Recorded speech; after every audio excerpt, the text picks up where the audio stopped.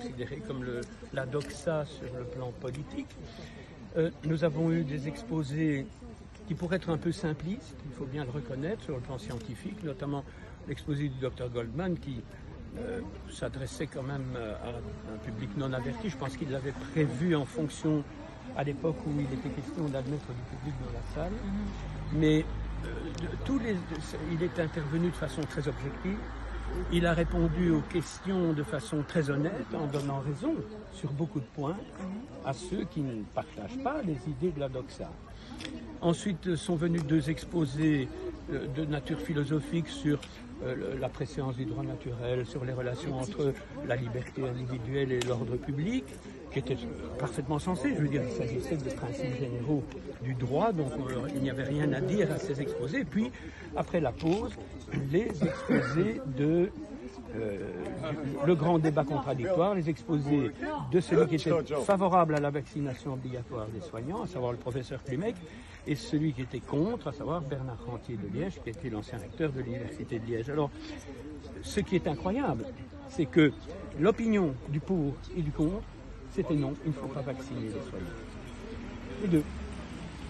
Tant les conclusions de Klimek que les conclusions de Rentier étaient il n'y a aucune raison d'imposer la vaccination obligatoire aux soignants. Donc si je comprends bien, il y a quand même un retour de situation là.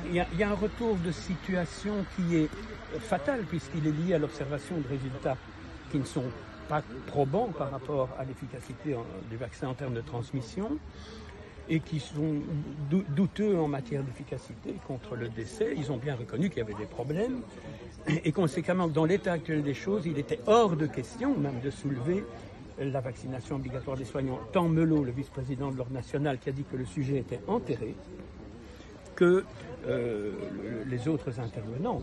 Tous, il y a une unanimité pour dire que la vaccination obligatoire des soignants est nulle et non avenue, et par voie de conséquence, celle de la population. Et donc, ça c'est déjà une victoire. Je la ressens comme une victoire un petit peu amère dans la mesure où ils ont dû attendre pour y arriver que la vaccination fasse la preuve de son inefficacité, notamment dans la transmission. Alors, ils n'ont pas insisté sur les effets secondaires, mais ils en ont parlé. Mais quand nous leur avons fait remarquer qu'il y en avait beaucoup plus que ce qu'ils disaient, ils ont dit oui, nous reconnaissons. C'est incroyable, nous reconnaissons que la pharmacovigilance n'a pas fait son travail. Donc, on est quand même face à... C'est pas un retour de situation, ils n'ont pas le choix. Ils n'ont plus le choix aujourd'hui. Donc c'est ça qui me laisse un peu amer. J'aurais aimé que ce débat survienne au moment où on n'avait pas gagné d'office. Maintenant, notre position est démontrée par les faits et à condition qu'elle soit nuancée. Il ne faut pas nous considérer comme des anti-vax, bien entendu, mais comme des gens qui veulent pour chaque situation une solution qui soit adaptée et qui soit constructive sur le plan de la santé publique. Et là, on vient de marquer d'énormes points parce que je pense que dorénavant, les débats vont se placer sur un mode constructif.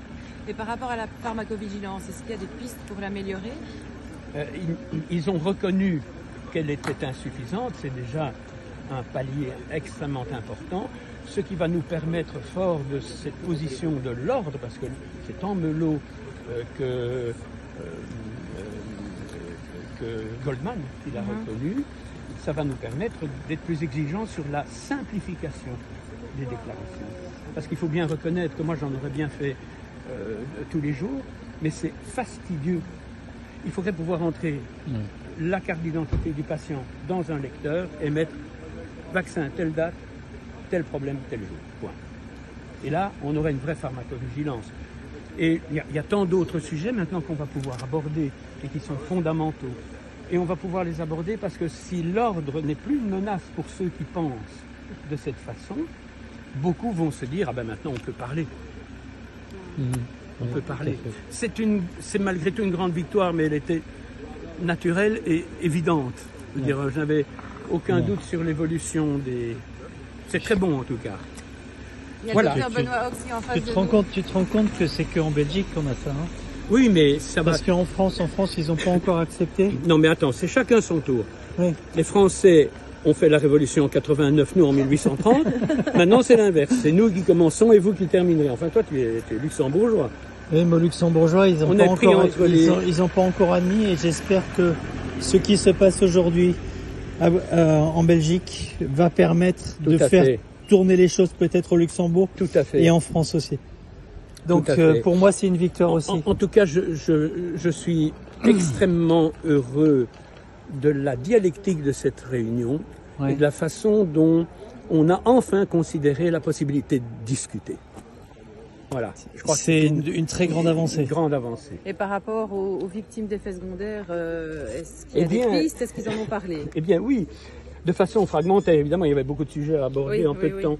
Mais Klumek, qui a fait un exposé assez remarquable et très spirituel, a conclu qu'il faudrait, dans le cadre où on impose la vaccination, prévoir des indemnités pour les effets secondaires.